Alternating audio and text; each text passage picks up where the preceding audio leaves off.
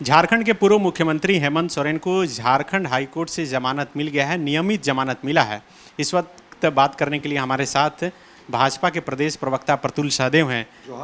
जोहार प्रतुल जी, झारखंड मुक्ति मोर्चा के लोग बोल रहे हैं कि जेल का ताला टूट गया, हेमंत सोरेन छूट गया। अब वो तो ऐसा कह रहे हैं जैसे उनको दोष मुक्त कर दिया गया। देखिए, हमने डिटेल अभी ऑर्डर देखा नहीं, ऑर्डर अपलोड नहीं हुआ है।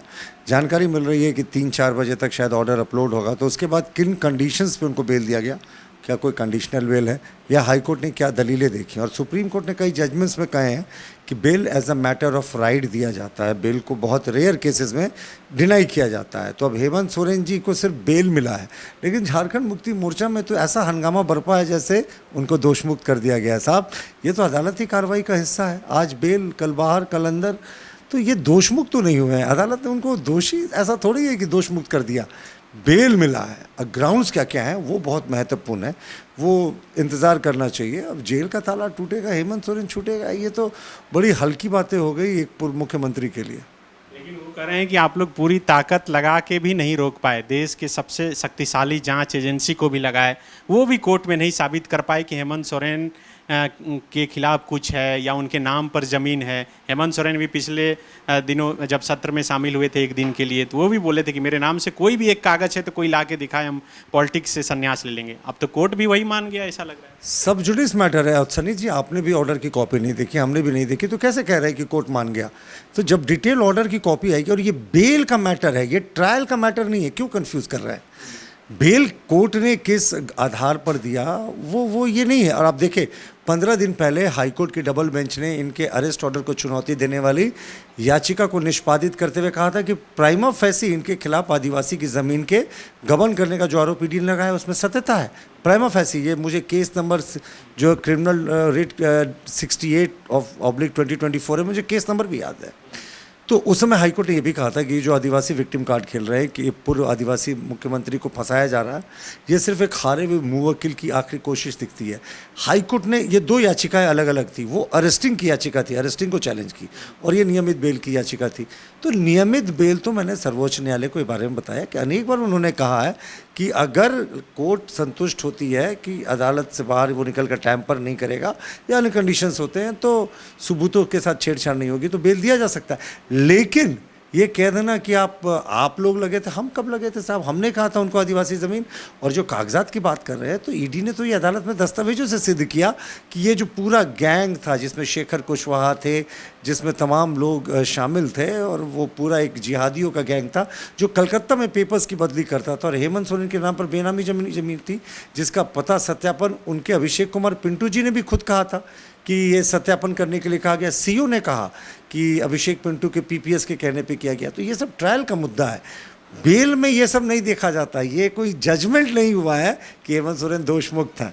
तो जो उधर जश्न मिल रहा है उससे लोगों को बह नहीं जाना चाहिए। ये बेल का हेमंत सोरेन बाहर आ जाने से, उनके बाहर आ जाने से आप लोगों के लिए कितनी मुश्किलें हो जाएगी? हमारे लिए मुश्किलें तो बिल्कुल ही नहीं होंगे, लेकिन चंपा कह रहे हैं कि जब जेल में थे तब आप लोग को 5 सभी आईएसटी रिजर्व सीट में हरा दिए लोकसभा में, अभी तो विधानसभा है, यहाँ 2800 में हराएंगे। टोटलिटी में देखें ना, हम 52 सीटों पर आगे थे, और सत्ताधारी गठबंधन जिसके पास कभी 48-49 विधायक हुआ करता था, वो 27 सीटों पर सिमट गया। और जो हम एक ट्राइबल सीट हारे, बात को घुमाने का, अब लोकसभा की बात होगी तो आप लोग विधानसभा की चर्चा करेंगे। ये हम विधानसभा की बात करें, लोकसभा चुनाव में विधानसभा वार सीटों की चर्चा कर रहे हैं कि हम 52 सीटों पर आगे थे और वो 27 सीटों पर आगे थे। और अगर आप ट्राइबल सीट की बात करें तो 5 जरूर हम हारे, लेकिन एक तो क्लिफ हैंगर था, वो किसी तरफ भी जा सकता था। 22,000 अंतिम राउंड तक संशय था कि कौन जीतेगा। हमें 52 सीटों पर जीत मिली, और वो हमसे आधे 27 पर जीते। और कह रहे हैं कि हेमंत सोरेन के बारे में इन्होंने एक भ्रम फैलाया था कि हेमंत सोरेन को जेल में इन्होंने बंद कर दिया, तमाम भ्रम फैला दिया। अब तो हेमंत सोरेन बाहर आ जाएंगे। हमें लगता है चिंता की लकीरें तो ज़रूर बढ़ेंगी चंपई सोरेन जी के लिए। अब देखिए, जिस समय हेमंत सोरेन जेल में थे तब तमाम लोग, उनके बड़े नेता कहते थे कि कल्पना सोरेन फ्यूचर की नेत्री हैं। उसके बाद हताश होकर, लगता है मुख्यमंत्री चंपई सोरेन ने एक न्यूज़ कॉन्क्लेव में कहा था कि भाई ऐसा ज़रूरत पड़ेगा तो हम गांधी विधानसभा चुनाव के बाद विधानसभा की जो अपने विधायक दल की बैठक है वो बुलाएंगे। क्यों बुलाने की ज़रूरत पड़ेगी क्या वो नेता बदलने की बात कर रहे थे? अब हेमंत सोरेन बाहर आ गए हैं तो चंपई सोरेन जी की कहीं उल्टी गिनती तो शुरू नहीं हो गई। देखिए, कोल्हान टाइगर के रूप में जाने जाते हैं और सोरेन परिवार का एक इतिहास रहा है कि परिवार के बाहर किसी दूसरे आदिवासी को वो जल्दी बर्दाश्त नहीं करते। तो अब देखना होगा कि चंपई सोरेन जी कितने दिन के मेहमान रहते हैं। हर बार कोई नया मुद्दा खड़ा करके चाहते हैं कि आपस में वो लोग डाइवर्ट हो जाएं, लेकिन आप समझिए कि हेमंत सोरेन जब जेल में थे, उनकी पत्नी कल्पना सोरेन मैदान में थी और कहा गया कि उन्हीं की वजह से आप लोगों की हालत ख़राब हो गई।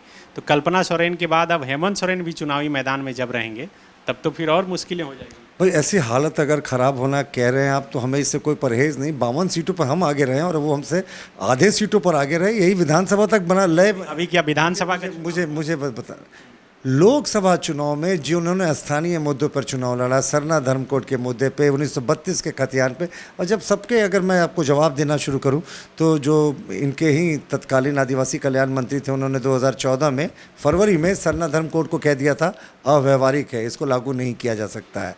और उसके बाद अगर 1932 के खतियान की बात करें तो जिसको एक सरकारी संकल्प से लागू कर सकते थे, उसके लिए विधानसभा का लंबा रास्ता तय किया, 9वीं अनुसूची का नाटक किया, जबकि जस्टिस सबरवाल ने साफ कहा है जजमेंट में कि 9वीं अनुसूची में भी डाली जाने वाली चीज़ों को वो जजमेंट करेंगे कि डालने लायक थी कि नहीं। पर लौटते हैं हेमंत सोरेन की तरफ। हमने कहा ना, हेमंत सोरेन जी को एक बेल प्रक्रिया होती है अदालती कार्रवाई की, बेल मिला, और अब वो ईडी की क्या अगली कार्रवाई होती है ये भी देखने वाली बात है, क्योंकि इसी तरीके से केजरीवाल को भी बेल मिला था, लेकिन उसके बाद हाईकोर्ट ने बेल को रिजेक्ट कर दिया था। पर बहरहाल हेमंत सोरेन को बेल मिला है, तो अब चंपई सोरेन जी के लिए तो कभी भी खुश होने की बात नहीं है।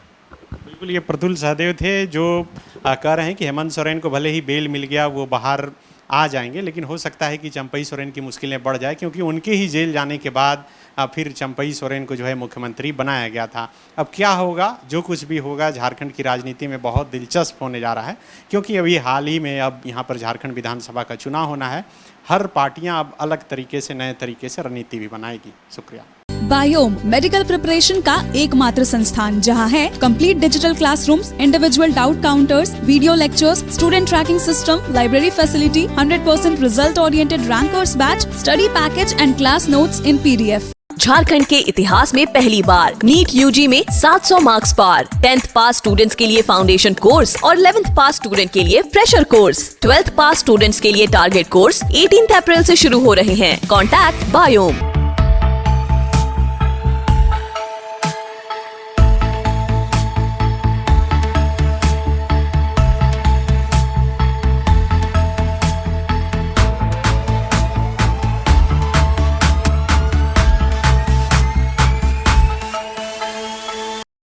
thefollowup.in.